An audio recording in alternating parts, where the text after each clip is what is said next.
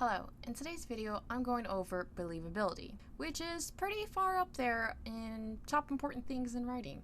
What is believability? It's when the reader is willing to believe something is true, which I'll put the word true in quotations because truth in fiction is maybe something I'll talk about later. But back to the subject at hand. In your story, you want to set up a foundation of believability. You do this by setting up your world and showing things, which I'll go more in depth with show versus tell sometime next week. The more you show, the more the reader will get a feel for the world and characters. The goal is to make the reader feel like they know the world like they live in it, to know the characters like they're a friend, a family member, a coworker, etc. In a sense, they are making internal files in their brain. They will pull upon these files as reference and build upon them. I'll be using examples from various media, and so there will be spoilers for the TV show Game of Thrones, the movie He's All That, the book and movie for Bird Box. Warning that the book example that I'm using is going to be graphic, so the book Something Borrowed, the movie The End, and I'll have chapters labeled if you want to skip a segment to avoid spoilers or you don't want to listen to the graphic one.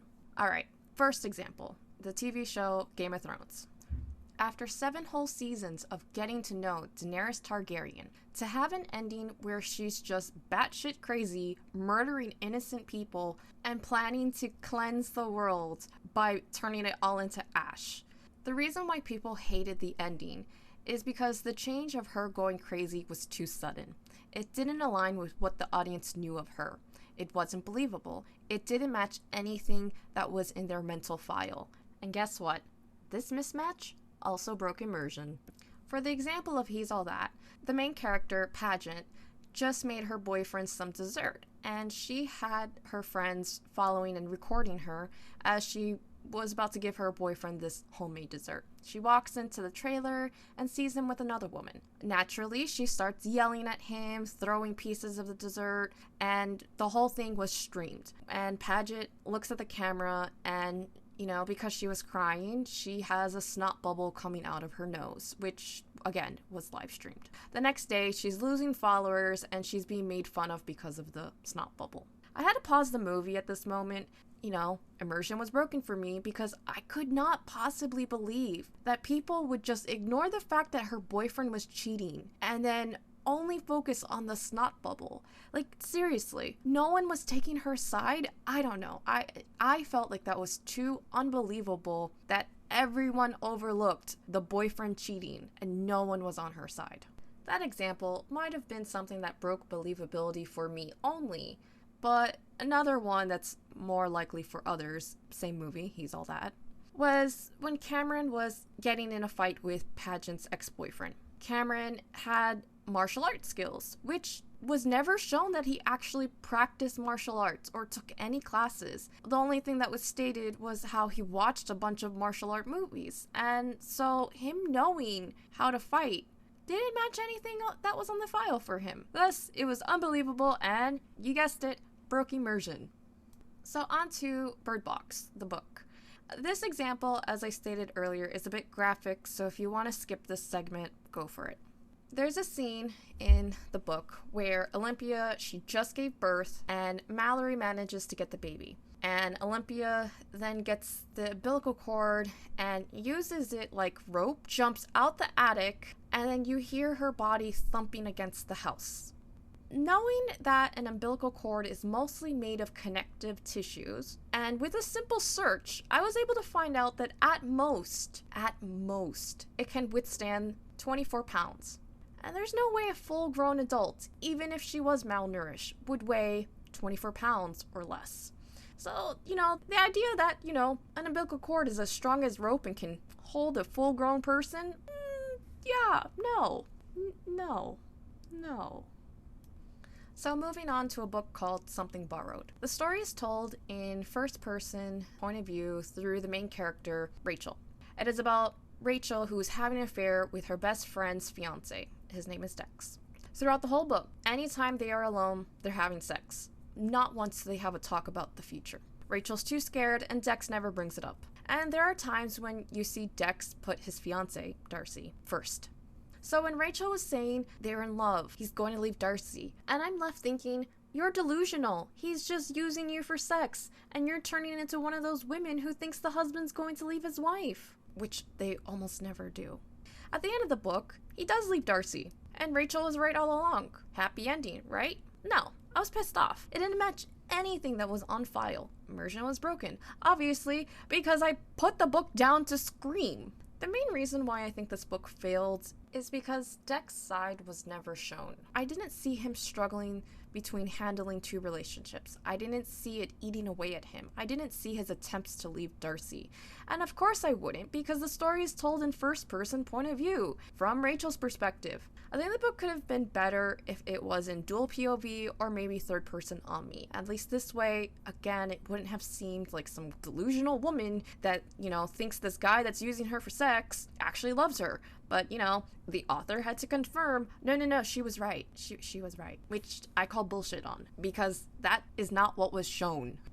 Okay, now you may be asking yourself, how do you make something believable? Although there may not be a one-size-fits-all when it comes to what is or isn't believable, there are some things to keep in mind. And as I said before, show things to the reader so they can add it to their mental file, where future actions have a response of, this could happen. Also keep in mind common associations. If I were to say a character was a smart guy with glasses, people are going to add on to that based on things that they've seen in the past. They'll start to imagine a skinny, pasty guy with poor social skills. If you don't want the reader to rely on the whole common association thing, then quickly dispel it, using the earlier example and changing it to, the character was a star quarterback. He was the top in his AP classes, and he wore glasses because he strained his eyes trying to read in dimly lit rooms.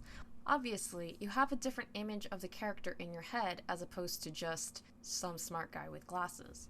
But you can use common associations to your advantage. If you say a female was abandoned by her father at a young age, you can use that to easily create a character as someone who clings to their boyfriends, or someone who has trust issues against men, or someone with serious daddy issues because you gave a brief explanation of their history and they are building upon that with most common results. So there's an Italian movie called The End, and it's about a guy named Claudio who's stuck in an elevator while the zombie apocalypse is happening. At one point in the movie, Marcello hands Claudio a gun. Claudio accidentally keeps pointing it towards Marcello, which you see Marcello use his hand to move the gun in a different direction. It's a believable moment because a person who knows nothing about guns would do something as unsafe as pointing a loaded gun at someone without realizing how dangerous it is. Okay, so let's talk about suspension of disbelief. This is when a person is willing to give leeway that it could be true, that it is believable. My advice with this is use it as little as possible. Try to make that leap of faith as small as possible, and don't rely on coincidences needing to line up. An example of a small leap of faith would be someone being chased can easily run through a forest barefoot. The problem with that is the ground is hard, it will most likely hurt their feet. However, they may be able to dispel their disbelief because the adrenaline from being chased is overriding the pain in their feet. Or maybe the person has calluses on their feet and it's not a problem. A bigger leap of faith would be, in the example Bird Box the movie, where Mallory is walking around a forest blindfolded, tripping and falling as much as she did, and not at the very least twisting her ankle.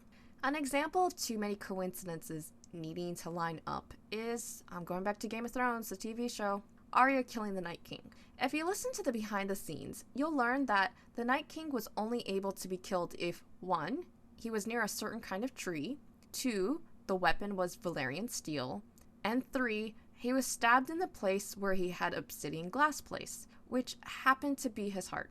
So Arya just happened to luck out and met all 3 of those requirements without knowing. Because this information was never said aloud or shown anywhere in the show, but I guess this might be more of a topic for authorial intent versus death of the author. The whole coincidence thing usually leads to a Deus Ex Machina moment. Deus Ex Machina is Latin for God out of the machine and has its origins in ancient Greek theater.